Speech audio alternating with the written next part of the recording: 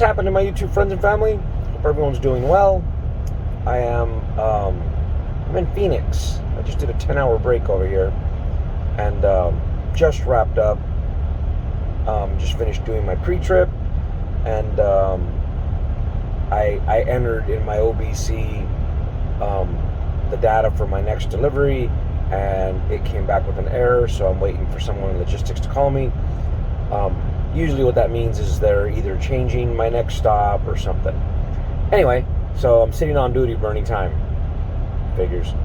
Anyway, so this company just got a batch of brand new trucks in, and I had actually told them I didn't want one of them. They offered me one. They really like what I've been doing with my I'm driving a 2019 right now, and yeah, I cleaned it up, polished up some stuff, and made her look good again. And so the manager's like, with the way you take care of trucks, I want to put one of these on you, and you know, I know I'll still have a good looking truck for years to come. And I don't like the new trucks. I don't like, especially now after driving it, I don't like how intrusive they are. This truck will start braking all on its own. So let's say you're coming up on a truck, you're going uphill, and you're trying to like generate some inertia behind it, and then jump over into the next lane. So you're not hanging out there, you know what I mean? You wait till you definitely got to run on the person. This truck won't let you do that. As you come up and you're getting closer, it'll first warn you to watch your speed. It'll show you the distance to the vehicle in front of you, and then it'll start braking on its own. It's got lane departure, and it blows this nasty ass sound through the speakers, and sometimes it's thinking you're coming out of your lane, even if it's just a seam in the road. It's got blind spot detection, which is fine. Lots of modern day vehicles have it, but this thing lets off a loud alarm that, you know, if you had someone sleeping in the back, it would wake them. There's just a whole bunch of crud I don't like about it. But anyways, give you guys a quick tour on the inside. I mean, it's not, I'm not being ungrateful. It's not that I don't like the truck. I mean, the newer design is nice, but it's just too much stuff that interferes with your driving. Anyway, so here's a look, at least from the inside. So currently it's got 39 miles on it. My other truck had an airbag fault. Basically, it said to check the SRS, and they sent it in for that. It's been sitting over there for a week. So I got this one with a couple hundred miles on it, and I'm up to 3,900. By the time I finish up this week, I'll probably be a little over 4,000 miles. You know, the information, you know, on these things now compared to before it's decent. I'll give it that. The gauge cluster is more automotive-like, which I'm neither here nor there on it. I mean, I'm accustomed to the old school, you know, round gauges. I don't really care one way or the other. I think it's kind of silly how they angled this fuel gauge. So right now you see how my fuel gauge is almost upright, but it's not a half a tank. It's almost a quarter tank when it's straight up and down. I don't really care for that. I think our eyes are accustomed to seeing gauges a certain way, but whatever. And so that's our OBC. Like I say, I'm on duty waiting for a reply. It's got these generic little radios in them, which you can't upgrade this because it'll lose some of its functionality with the other alert systems. Basically, it uses the radio to alert you through the speakers. Climate control, no big deal. The little blue thing is our push to record for the video. Yeah, we got an onboard camera. And then your typical controls. These are no different from the other Freightliner. I kind of don't like that they put this trailer valve down here.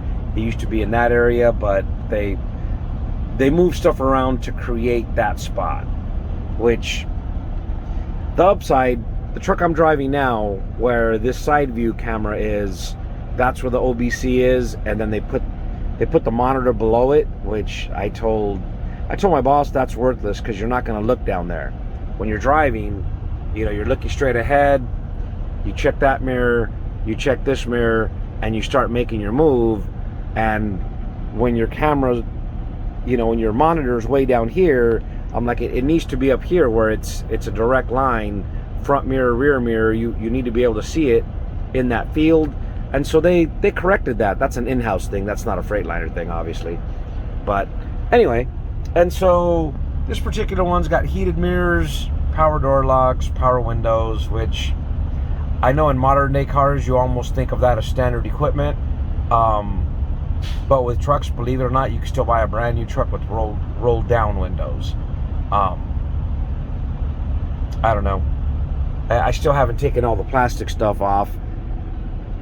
Reason being, I honestly plan on turning this one back in, even though I was looking on our internal computer system, it says this one's assigned to me now. But I called my boss and said, hey, you haven't given away my old truck. And he's like, you still want it? And I'm like, yeah, I do. I like my old truck. Plus, truth be told, because that one's out of warranty, our service manager changed a couple parameters, which makes it shift a little better. These things are set up to shift for fuel efficiency, so they shift like at 1500. Yeah, they're automatics. No stick shift here. Yeah. Anyway, so my truck now shifts closer to 2000 RPM, which puts it in the power band, and it runs a whole lot better. So, quick tour. As you can see, I still got the plastic on the seat. I did pull the mattress out of the plastic. My mattress in the other truck is a much nicer one than this. So, you know, my other one's one of those memory foam Tempur-Pedics. Anyway, so this little cabinet here looks like a fridge, but it's not. It's really a little cabinet. My other truck has a ceiling to floor cabinet. This one, they did two separate ones. I think the idea was, the lighting's not great, but the idea was to add, let's see if we can make this a little better. There we go. Holy cow. The idea was to add this microwave stand, which I don't use microwaves. I actually cook. And on the other one, a microwave won't fit. It's got a little TV stand instead. And then they got this little cubby thing up there. They went with these throughout the truck, which is, in my opinion, a mistake. My other truck has back here two big cabinets, then like a cubby in the middle. And so that's kind of where I keep my bedding. Yeah, you'll have to excuse the mess. I always roll my blanket up before I roll out. Believe it or not, you can get a ticket for not making your bed. Anyway, and so the rear controls, I think this is an improvement from the older one. This little thing where you can put your glasses or whatever doesn't exist on the other one. Here you have my rear AC controls, some generic controls for lighting and to turn the rear speakers on and off, an AC vent, and then my inverter control. Yeah, it's empty in here because I wasn't expecting to drive this truck. All my stuff is in the other truck. So like my cooler I carry, my cooking thing, and believe it or not, there's nothing flying around in here, so I'm not really sure what that camera's picking up. Maybe dust from when I opened the door. I don't know. There's a little lower cabinet. Nothing spectacular. Little slide out drawer. Anyway, so this is 2022. This is a 2022. It's got a DD13, 455 horse, 12-speed automatic with 330 gears. Like I say, my older one, after we changed a couple parameters, pulls way better than this. They are pretty fuel efficient, I'll give it that. The onboard computer saying I'm getting 6.5, but the truck's computer, but our OBC, basically over there, what you see with the log, the e-log in it, we enter our information every time we fuel, and according to it, I've been getting about 7.7, which is okay. That's manageable. That's money. I wouldn't balk at that for anything. I think my other truck, the one that's assigned to me, gets about 6.7. But now, mind you guys, the trailers we pull have so much insulation because we're hauling cryogenic fluids. My trailer's empty weight is 52,000 pounds. We only haul about 7,000 pounds in cargo, if you can believe that. Anyway, I figured I'd give you guys a little tour of what the new trucks are like. I don't know. I'm not really used to doing this kind of thing, but someone I was talking to the other day said, "Hey, well, show us what that new truck is like. Let's see what it's about." And I get it. I mean, you know, when I owned my own business, I didn't plan on buying new, never did buy new, and some cubby holes on top. I didn't talk about those. And then there's just receipts and my 4-gas monitor and a flashlight I keep. This hole down here is like to install a CB, which is a waste of space and effort because this company won't allow us to use a CB.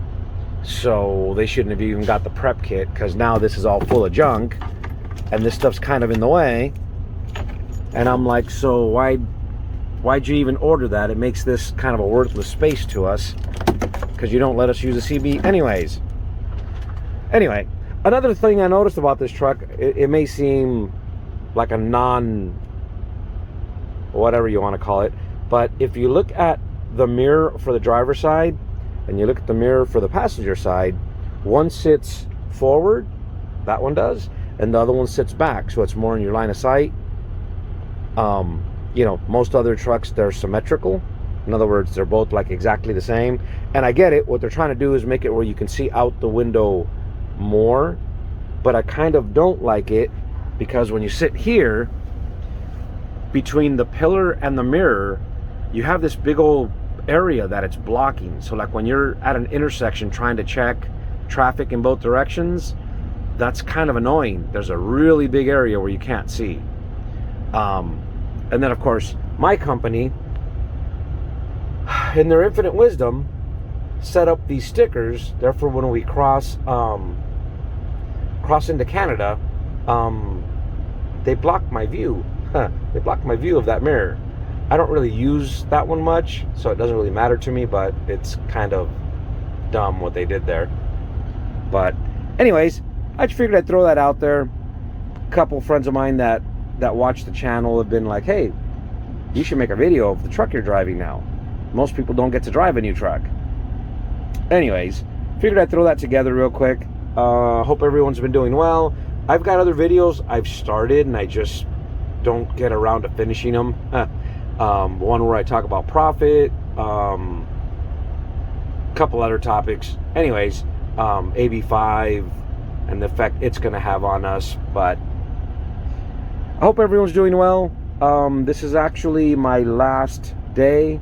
I stayed out last weekend, so I did a reset in the field, and my schedule is skewed right now. So instead of working another 2 days, tonight I'll make one drop in Phoenix, go back to the plant, and I'll be out of hours. So I'm going to get a 4-day weekend, which is fine by me, because when you stay out in the field, they pay you to reset in the field, and I got extra miles in, so my check's going to be bigger even though I'm working less. Anyways, as always, guys, thanks for watching. I don't know, this is a video about